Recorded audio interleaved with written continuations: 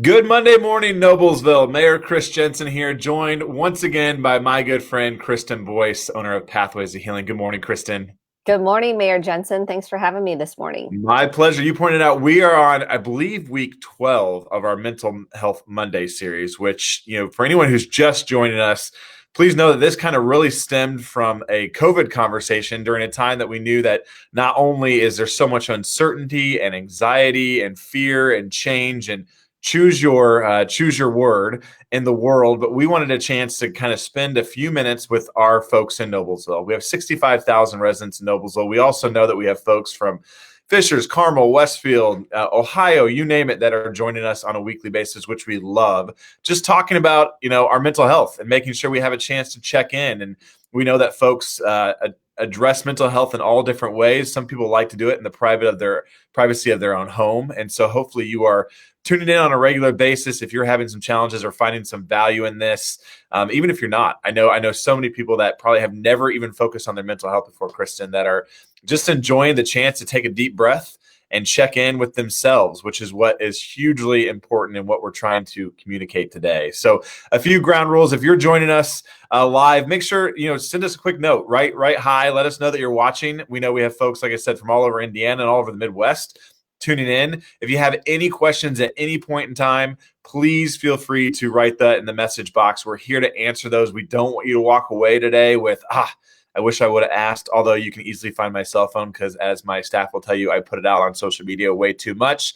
But if you have a follow-up question, you can text me. We'll find some answers for you anytime. But we always get started the exact same way, something I look forward to every Monday morning. And Kristen, I will tell you, I need this morning. It's been a little crazy. We're dealing with a leaky pipe at home. I had a daughter who did not want to go to pony camp this morning. So I could use a little square breathing. So with that, I'll let you take it from there. Yeah, life can be stressful at times. So this is the number one tool I teach. When you do feel overwhelmed, stressed, anxious, depressed, just feeling stuck, let's start here. This is step one of the recipe. So first thing is put your feet on the floor if you can. We're going to press into your feet. This is called square breathing. They use this in special ops. They use this, the Navy SEALs use this. This is to calm our nervous system so we can access the higher functions of the brain. And the key piece of what I'm teaching is the inhale. So the deeper the inhale through the nose, the more benefit you're going to get on the slow exhale out the mouth, like you're cooling soup, or you're teaching your child cool a cookie. So what we're going to do is we're going to inhale for 4 through your nose. We're going to hold for 4, and we're going to slowly release out your mouth for 8. If that's too much, go at your own pace. We really want this to be beneficial to your nervous system. So check in with your own nervous system, what feels good to you. So we're going to do this together. So slowly inhale for 4. Deep inhale, hold, and release slowly out your mouth.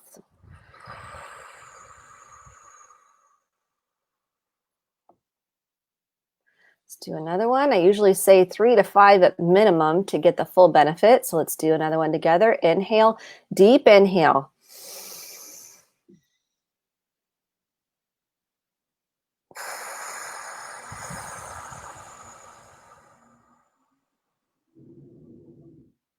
You can watch our shoulders as we're doing that exhale. You can see all that tension and tightness releasing out of the body. The body takes on a lot during the day, from our emotions to our thoughts, and it manifests in the body. So what we're trying to do is release that so your body doesn't hold on to it. We're going to do one more. Inhale, deep inhale.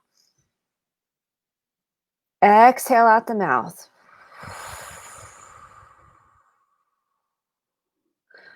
A sigh is also another way to quickly get a release. So if you inhale and then sigh out your mouth, that's another way to get that quick release. And if you see me walking around my house, you will see me doing this multiple times a day to stay regulated. Well, that's awesome. I can tell you this morning, I alluded to it. My daughter was not happy about going to pony camp. So we were doing some square breathing as we crossed State Road 32 over to pony camp this morning. And it definitely got us back into a better place. So it's not just for you. It's a great parental tool.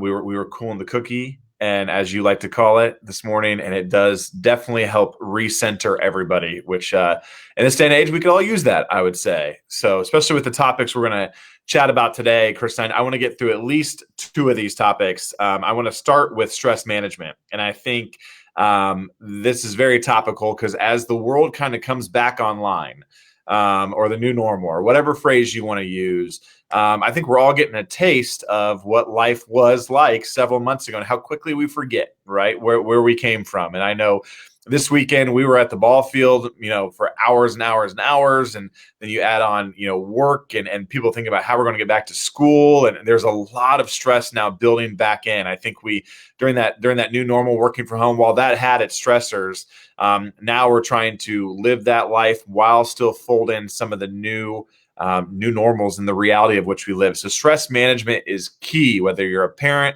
a grandparent, a teenager, a child, we all have it.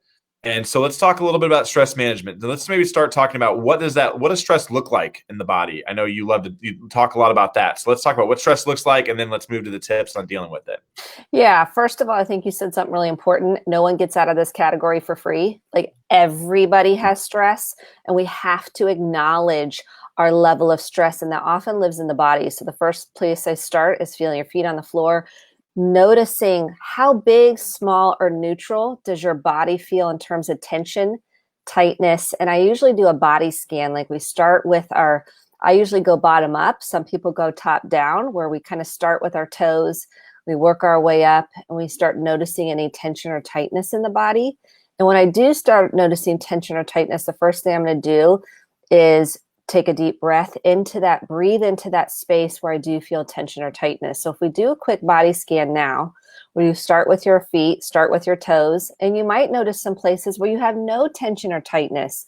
That's great. Those are called resource spots. So if you're like, oh, I need to ground myself into a place to help me get centered, pick a spot. Like, my feet right now feel really grounded. Like, I don't feel any tension or tightness in my feet. So I might use that throughout the day when I do feel an escalation of stress, where I have a trigger of sorts, that I go back to my feet and kind of anchor into my feet. And it might be your earlobe for some people. So if we start at the feet and we work our way up, we go down our legs all the way up through our abdomen or your chest. A lot of people carry tension and tightness from the chest up.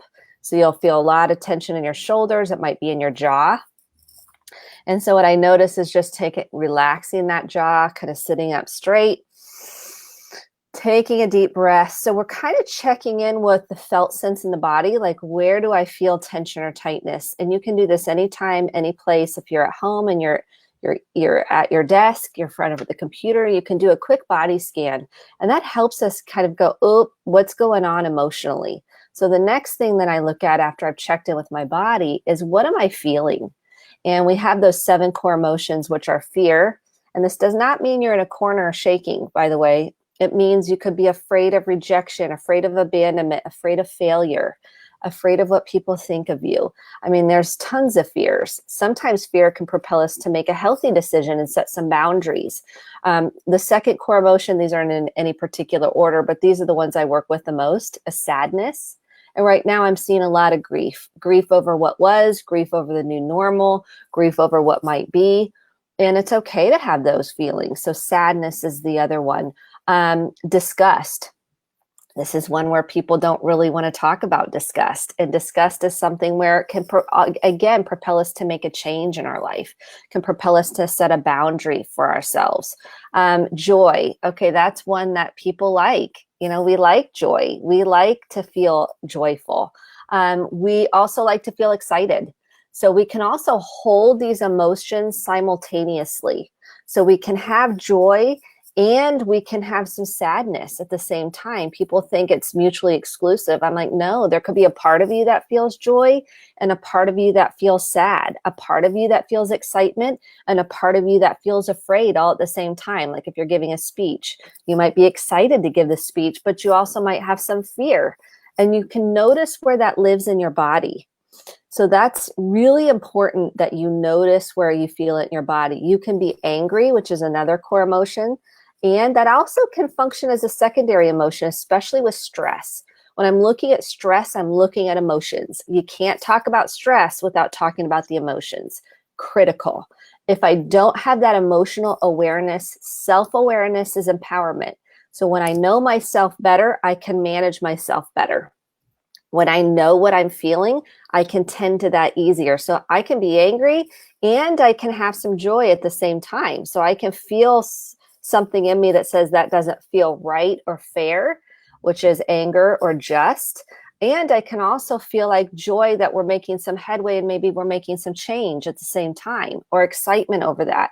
So I really want to stress, get no pun intended, with stress management, we do have to check in with our bodies and we have to check in with our emotions. I have to take responsibility for my body sensations, my emotions, my thoughts, and my behavior. That is a critical component to stress management.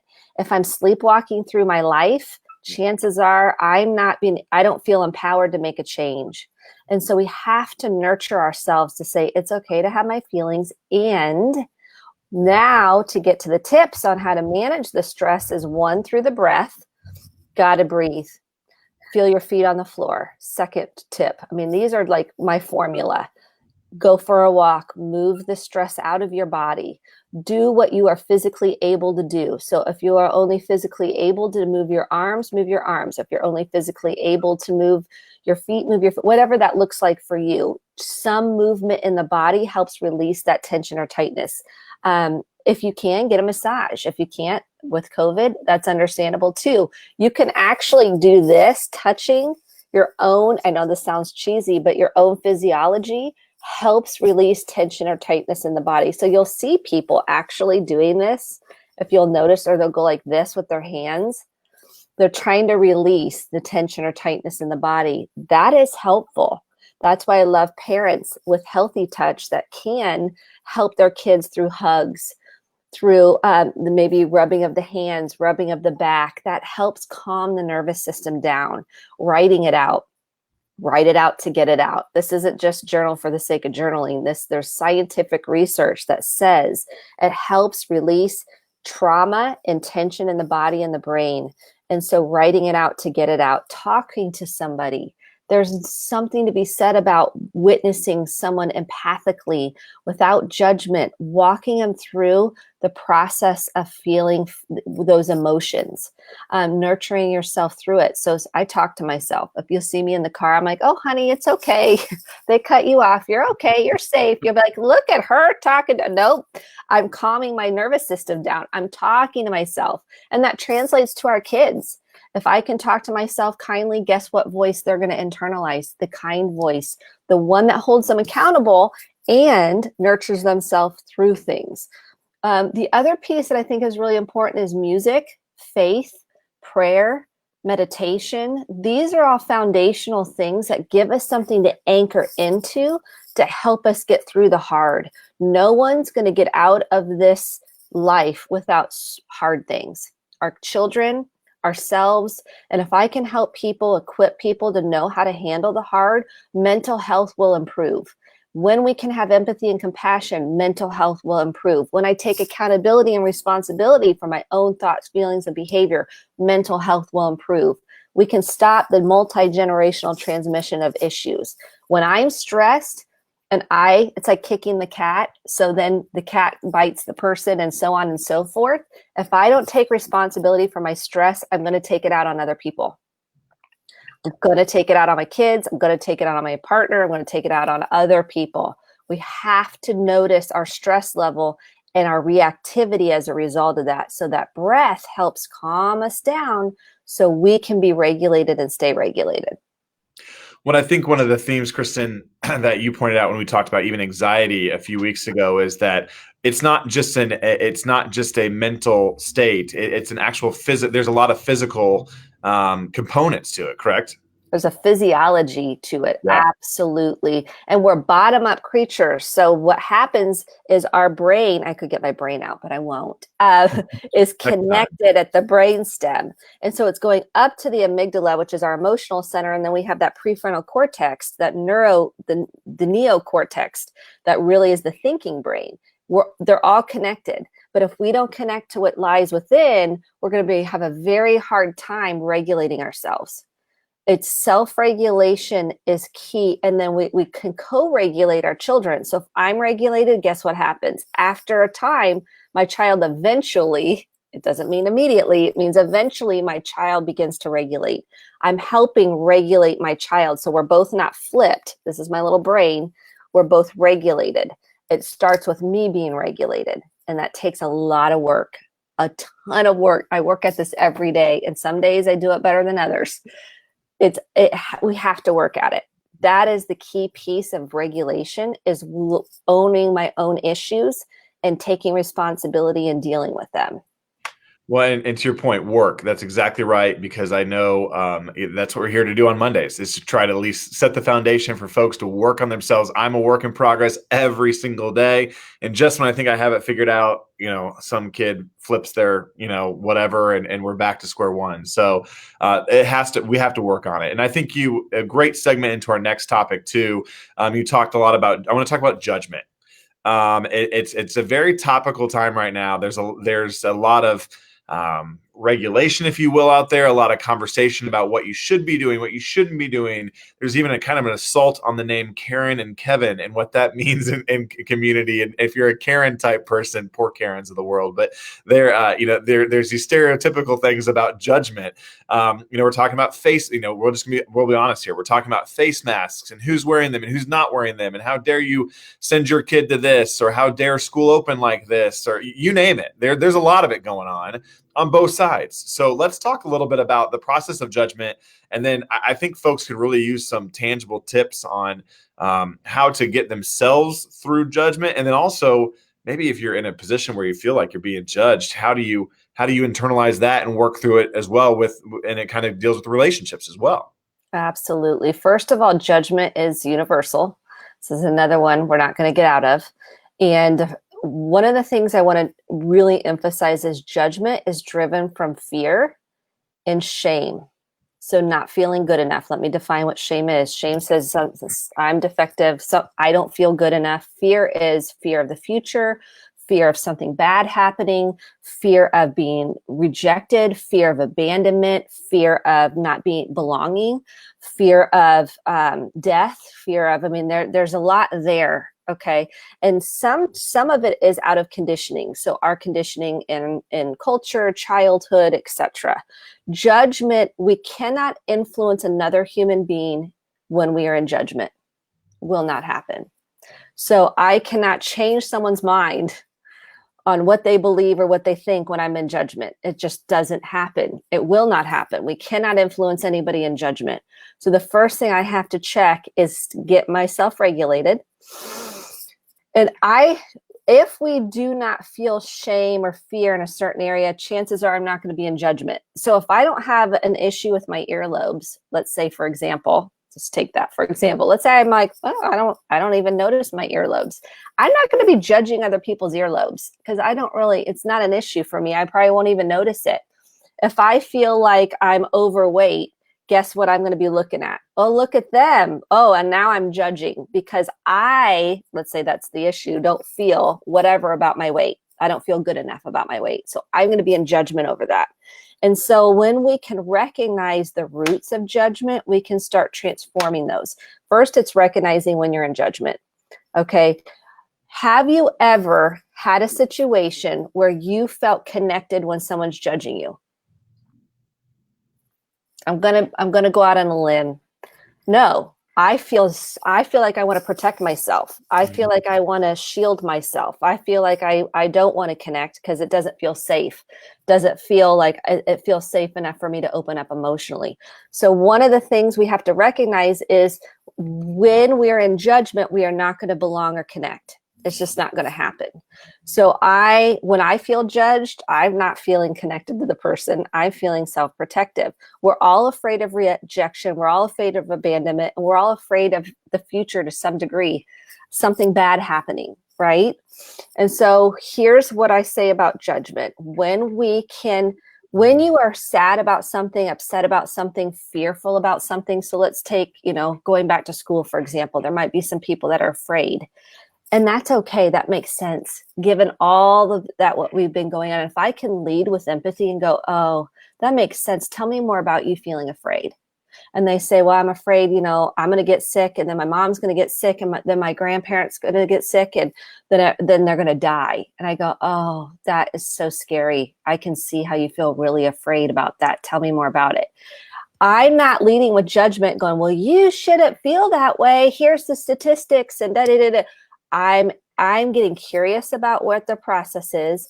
I'm inquiring genuinely because I want to know. And guess what? You're going to have a deeper understanding of where they're coming from versus me telling them how they're wrong. If I tell them they're wrong, guess what? I have no understanding, and there's no way then they can feel heard, seen, understood. So the first thing I'm going to lead with is curiosity. This takes a lot of self-work, by the way, because we're pretty defended about what we believe. So I lead with curiosity, and I lead with compassion, because guess what? Then they feel seen, heard, and understood. And we're not in this right, wrong conversation, good, bad. I'm trying to understand where they're coming from. Maybe there's something deeper there that I'm not aware of. Maybe they just lost somebody to COVID. This has happened where they're like, well, these, people have judgments about X, Y, Z. And then I go, well, have you asked? And they're like, oh, they lost someone to COVID. Well, then that makes sense where they're coming from. And doesn't that create context for you to go, oh, now I have a better understanding about that. If we don't check in and try to understand where someone's coming from, there will be no connection. There will be no influence. There will be no takeaway, because we're each defending our own belief system.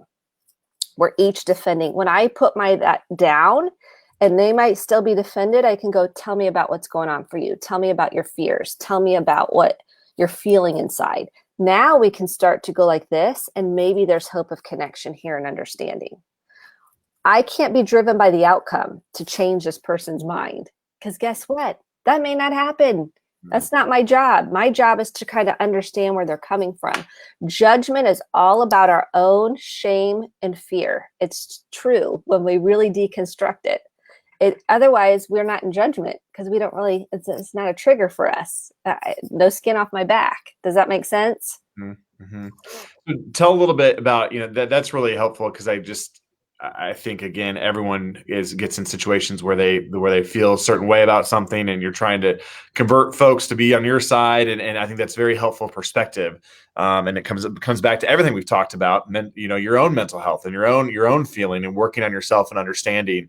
Talk briefly about if you're someone who's in a situation where, you feel like judgment's being cast on you, and you're really trying to work through the emotions of that. You have that part of, okay, if they're judging me, maybe I conform to be judged less by doing what they want me to do, or how do I talk to them about, hey, I don't appreciate the way you're approaching me. It's more of a relationship conversation. Can you give a few tips if you're on the receiving end of that judgment, maybe? Yeah. So judgment's no one heals under judgment. So I want to make that real clear. No one heals under judgment. I mean, think about it. When someone's led with compassion and empathy, and you're like, oh my gosh, that feels so good. That's very healing. That's very healing. So the first thing I want to say is, when you feel judged, we got to acknowledge what's underneath that. You feel sad, you feel afraid, you feel angry, you might feel disgusted. I mean, there's all these feelings underneath it.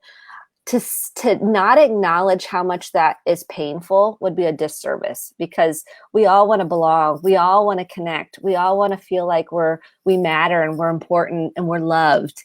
And one of our worst nightmares is to feel like we're not enough. I mean, that is really what we all struggle with. And that is the birthplace of judgment.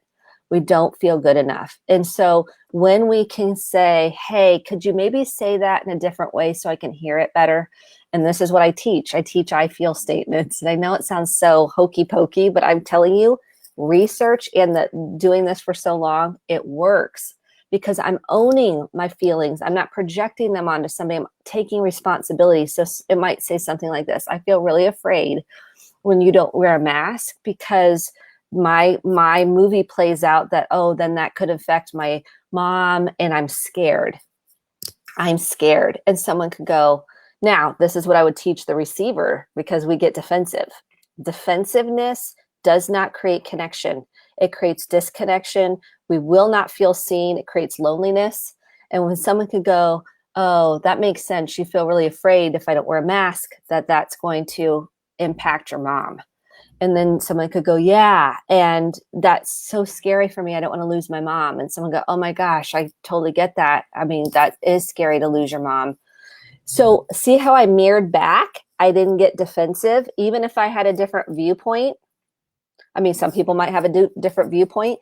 This is where it gets hard because they don't agree. And so they're like, I don't agree with the person. I'm like, just try to understand. Try to understand. Mirror back what you hear the person saying. Even if you don't agree, this is such a notorious thing for couples. Man, they're like, well, I don't agree with what they're saying. And I'm like, it's deeper than the content of what they're saying. It's deeper than what they're saying. So get to the root. Is there fear there? Yeah. Majority of the time there's fear there. Let's bring it to the light. Let's bring it to the table. Get to the root of the fear. We can transmute judgment when we can talk about what we're afraid of. Because guess what? We're all afraid of the same thing. And the number one, it's not dying, believe it or not, is not the number one fear. The number one fear is not feeling good enough, which is rejection, abandonment, right? Not belonging. It's not feeling good enough. And failure is up there, right? Dying is up there. It's not number one though, which is really surprising, isn't it? Because we all are on some level trying to deal with our own mortality around COVID. And if we really get honest about it, that is the truth. We're scared. We want to live. We want to have a healthy life. We want to connect. We want to have these memorable moments. And that is really sometimes at the root of it. When we can understand the fear, we can be more compassionate. We can have more empathy. We can lead with compassionate empathy. And we can get less judgmental. We will not transform our lives and our community if we stay in judgment.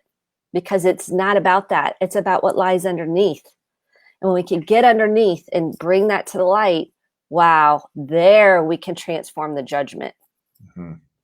That's just, this whole conversation today has been very uplifting in a weird way, but it's been so very impactful and so topical today, so I think the message is whether you're the judgee or the judger, and you don't have to write that in the comments, but just know that give a little grace here these days, and focus on the compassion, focus on the empathy. I love those words, and it's something that I struggle with every day up and down the hallway of the mayor's office, is focusing on compassion, empathy, and grace, and giving a little grace along the way here. We're all in this together, and you are loved, you are enough. And so let's take care of one another. So before we sign off, Kristen, if anybody's right now watching themselves or knows somebody who's in a crisis situation, or just at the end of the rope, and we see it all the time, folks that are going through really, really tough times and probably aren't going to sit and watch a Mental Health Monday because they are so on the very edge of their seats that they need help right now. What are some great resources for them? So first of all, if you're in a domestic violence situation, emotional abuse, Prevail in our community is fantastic. They're open 24/7, 317-776-3472. If you don't want to talk on the phone, you can text. Don't worry, there's different ways to reach out for help. You can text 741-741 and type connect. Someone will help you. Someone will walk you through it. If you feel suicidal or having a suicidal ideation, please call the Suicide Prevention Lifeline. They are fantastic. It's 1-800-273-TALK. That's 1-800-273-8255. They are here to help. And then disaster distress helpline is 1-800-985-5990. And there's always Community North, St. Vincent Stress Center. And then there's also Fairbanks for anybody struggling with addiction here locally. So please reach out for help. We do not want you to walk through this alone. Nobody should walk through this alone. Let's come together as a community. Let's really listen to understand. Let's open our hearts up. Let's lead with empathy and compassion. Let's take responsibility for our own thoughts, feelings, and behaviors. We can transform our community and ourselves. Yeah, what a heck of an uplifting message there, Kristen. Thank you so much. Happy 4th of July, everyone. And enjoy some friends and neighbors in a socially distant way. Enjoy a parade in downtown Noblesville in a socially distant way. Enjoy the fireworks. Spend time with friends and family. Focus on your mental health. And join us back here next Monday for another edition of Mental Health Monday. Kristen Boice, again, will be my guest. Kristen, on behalf of the entire community, once again, thank you for giving your time to help better the mental health here in Noblesville. Thank you so much, Mayor Jenson. I just hope it's helpful to anybody that's struggling right now. Absolutely. And we'll see you back here next Monday. Take care.